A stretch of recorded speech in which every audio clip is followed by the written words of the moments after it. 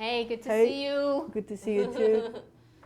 Is Nita coming in? Yeah, honey? When Eureka Strato has a medical appointment, she likes to tell her doctor what she and her wife Juanita are up to. Oh, wow. I got that swim chair that I told you about. Oh, cool. Had family yesterday, friends on Saturday, and then the rest of the week we get to relax, just the two of us.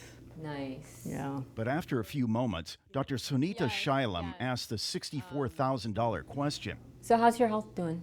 Yeah, it's going okay, you know. My hands are getting weaker, more of a claw.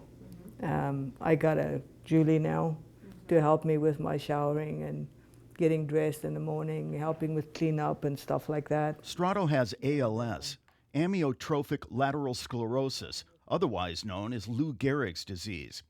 It's a rapidly progressive neurological disease that eventually robs people of the ability to move, eat, or even breathe. Take a deep breath in here. Strato was diagnosed with ALS in 2013. Well, when I heard ALS, I had no clue. I didn't know what it meant. And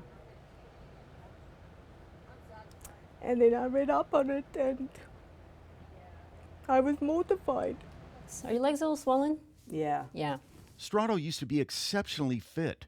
Now she can no longer walk or go to the bathroom by herself. Yeah. ALS is invariably fatal. Strato figures she has less than 6 months left. If what they say at the clinic is true, then it might be more than that, but that would be on feeding tubes and, you know, tracheotomy or whatever that's called, and that's not something that I want to do at all. That's why Strato wants to take advantage of California's new aid in dying law when it takes effect next year. To do so, Strato will need to get another physician to confirm her terminal diagnosis. The doctors will have to affirm that Strato is mentally competent to make her own decisions. She'll also have to make 2 requests to Dr. Shailam for a lethal dose of drugs. Okay, 138 over 92. And at the end, Strato will have to have the ability to take the medication by herself. And, you know, it's not easy. No. Strato says she's glad she'll have the option to die before she totally loses control of her body. I think it's just humane. We help our animals out when they suffer. Why don't we allow the same for ourselves? And I know that they're worried about abuse, but the way that this is written is like you have to say it. Personally, you have to say that this is what you want, that you totally understand it. Shailam concedes that some physicians don't want to have anything to do with helping a patient die. I mean, I actually also spoke with the local palliative care doctor that works with the hospital, and she personally would not do it. I was surprised because she does end-of-life care. I spoke to a couple other colleagues. I was in the hospital yesterday, and they, you know, one of them was thrilled and all for it, and one of them just said, you know, he just thought there was a lot of room for abuse. Under the law, doctors can refuse to help a patient take their own life. But Shailam believes doctors have a duty to their patients to relieve suffering, whether it's physical or emotional.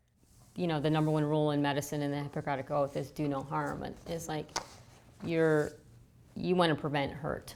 Yeah. You actually want to prevent hurt by doing this. Yeah. At the end of their visit, Shailam assures Strato and Juanita that she'll help them when the time comes. It's wonderful to see you guys. And, you know, towards the end and whatever, you know, Jorge and I will be there for you. If we need to come to your home, we'll do whatever it takes to make you comfortable. And I don't want you to be scared about it. I think whatever happens, we'll make it as